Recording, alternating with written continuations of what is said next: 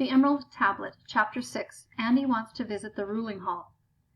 Benjamin, Andy, and Gary got their things settled in their dorm room and then tried to figure out what to do with the rest of the day. Here it was only lunchtime, and classes didn't start until tomorrow. "I think we should go to the Ruling Hall," Gary said. "I was checking my sheaf, and it's supposed to have the biggest library in all of Lemuria." "I'm not wasting my first day here in some boring government building," Andy said. "That's like the last thing in the world I'd want to do." "So what do you suggest?" Gary asked in return. "We could sneak around the city spying on people," Andy said. "We don't know anyone to spy on," Benjamin said. "Anyway, spying on people isn't polite," Jack said, appearing directly in front of Benjamin's face. Benjamin had to admit it. It would be handy to learn to teleport like Jack. "So why are you doing it then?" Andy asked. "I'm not spying on you guys," Jack said. "I just thought I'd come along to the Ruling Hall with you." "We're not going to the Ruling Hall," Benjamin replied.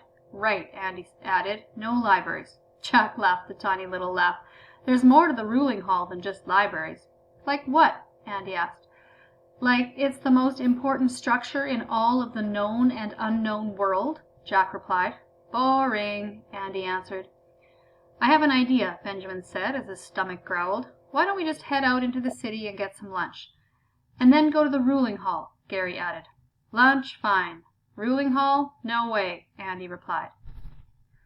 As they left the school, the wind started blowing dark clouds into the sky. It figured that Lemuria wouldn't be spared even a thunderstorm. They picked a restaurant on Moo Way, the main thoroughfare of the capital city, called the Deimos Diner. The three boys walked in and immediately spotted Iva and Heidi at a circular booth in the corner. When they smiled and waved, Benjamin felt his stomach clench up, though he couldn't imagine why. "I guess we should go join them," Andy telepathically said, already starting over to the table. "Yeah, probably," Benjamin replied. "They might get their feelings hurt if we don't." "You know I can hear every word you're saying." Benjamin stopped walking as he heard Heidi's voice in his head. Was she really that good at telepathy? Could she hear everything he was thinking?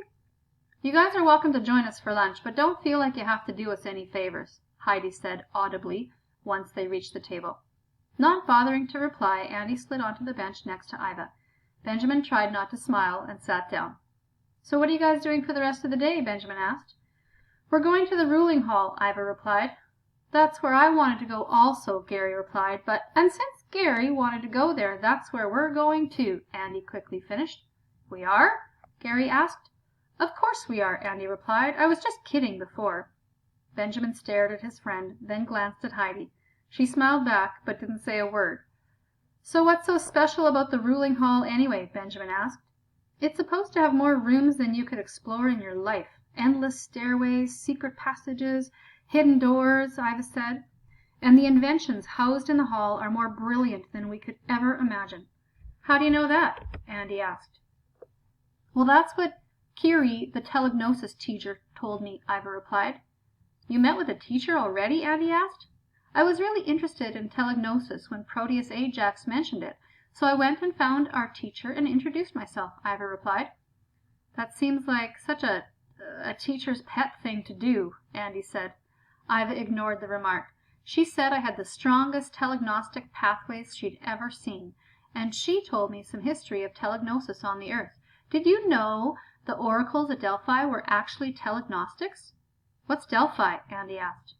Iva opened her mouth to reply, but stopped when she noticed Benjamin and Andy weren't listening anymore. They were staring at the man walking through the open door. "Mr. Burton?" Benjamin and Andy called out in unison. The man smiled at the greeting and strode over to the booth. "Hi, boys. It's great to see you," he said. "I was hoping I'd run into you. But Mr. Burton, are you a Telegon?" Benjamin asked. Nothing their 7th grade science teacher from back in Virginia had ever done had even remotely suggested he had super brain powers. Nothing. "Well, yes, come to think of it, I am," he smiled. "I guess I've done a decent job of hiding it," he said. "So that explains how you always knew it was us," Benjamin said. "What was always us?" Heidi asked. Mr. Burton smiled at the girls. "It seems that Benjamin and Andy here like to play practical jokes on some of the other students in class. If I'm not mistaken, their most recent prank involved a dead frog jumping on a young lady's head." "You made a frog jump on some girl's head?"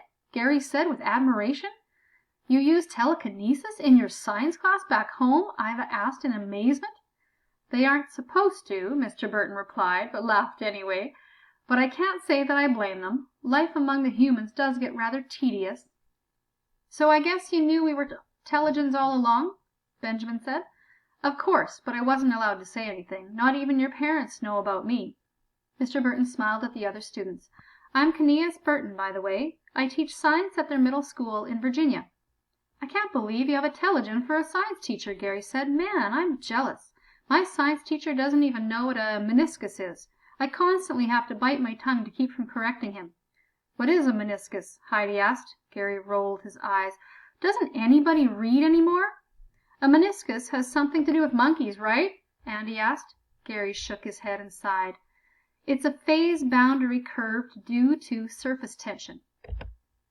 Andy, and even Heidi, looked back at him like he was nuts. Heidi shrugged. So what are you kids doing today? Mr. Burton asked. We're going to the ruling hall, Benjamin answered. Oh, wonderful! You'll love it, Mr. Burton replied. Benjamin and Andy looked at each other with doubt. I felt the same way when I was younger, but I was wrong. If I didn't have pressing matters to attend to, I'd join you. I don't get many days away from Virginia, so when I make it to Lemuria, I'm stuck with boring administrative tasks. He gave them a conspiratorial smile. But do enjoy yourself. I hear there are some hidden passageways on the lower floors. There's one I've heard about in particular on floor I-4. They say that nobody has ever found it, and that whoever does will never return. He winked. Floor I-4? Andy asked.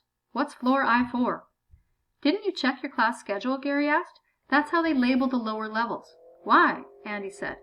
Because I to the second power is -1, so the negative floors are denoted with an I, Gary explained. Duh. Imaginary numbers? Oh, yeah, Andy said. Duh. I can't believe I didn't realize that myself. Benjamin couldn't help but laugh. Andy and imaginary numbers. Well, I'm glad somebody's interested in learning, Mr. Burton said. Anyway, have fun, and try not to get into any trouble.